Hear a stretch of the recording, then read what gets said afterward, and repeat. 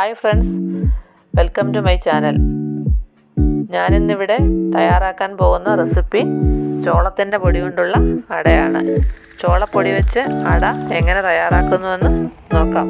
അടയ്ക്ക് ആവശ്യമായ ingredients: ചോളപ്പൊടി 1 cup, ചെറുതായി ചൂടാക്കി മിക്സിയിൽ ഫൈൻ പൊടിയാക്കി വെച്ചിരിക്കുകയാണ്. ചിരകിയ തേങ്ങ 1 കപ്പ്, ശർക്കര ചീകിയത് ആവശ്യത്തിന്. ഇനി നമുക്ക് ഈ ശർക്കര ഒന്ന് ഉരുക്കിയെടുക്കാം. ആവശ്യത്തിന് ഇതിലേക്ക് വെള്ളം ഒഴിക്കാം. ഇനി ഇളക്കി കൊടുക്കാം. ഇനി ഫ്ലെയിം കുറച്ച് കൂട്ടിയിടാം. ഇനി ഇതൊന്ന് അരിച്ചെടുക്കാം. ഫില്ലിങ്ങിനുള്ള അത് തയ്യാറാക്കാനായി പാത്രം ചൂടാക്കാൻ വെച്ചിട്ടുണ്ട്.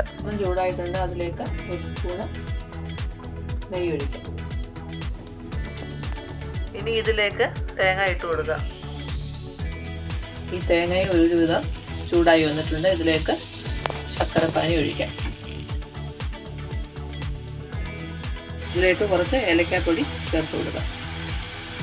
ഇതിലേക്ക് സ്വല്പം ജീരകപ്പൊടി കൂടി ചേർത്ത് കൊടുക്കുക. ഇങ്ങനായിട്ടുള്ളത് തയ്യാറായിട്ടുണ്ട്. ഇനി ഫ്ലെയിം ഓഫ് ചെയ്യാം.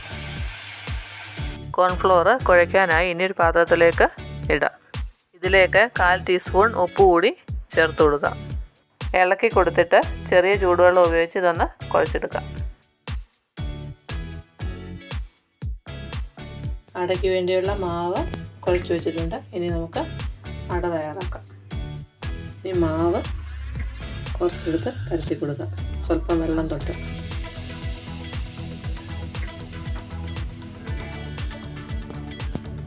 ഇതിന് വേണ്ടി പരത്തി വെച്ചിട്ടുണ്ട്. അതിലേക്ക് ഫില്ല് ചെയ്യാനുള്ളത് ഫില്ല് ചെയ്യാം. ഇനി ഇത് മടക്കാം.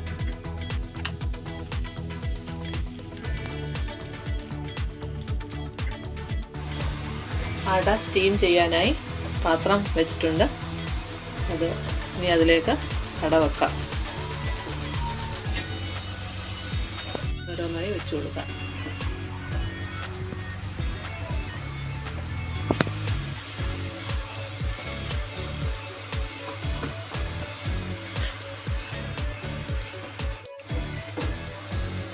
ഇത് ഒരു സൈഡ് വെന്തിട്ടുണ്ട്. ഇനി മറ്റേ സൈഡ് തിരിച്ചു വെച്ച് കൊടുക്കുക.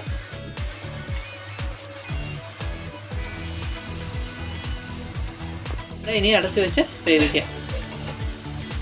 നമ്മുടെ അട വെന്ത് വന്നിട്ടുണ്ട്. ഇനി തുറന്ന് നോക്കാം. ഓരോന്നായി പാത്രത്തിലേക്ക് മാറ്റാം. അട റെഡി ആയിട്ടുണ്ട്.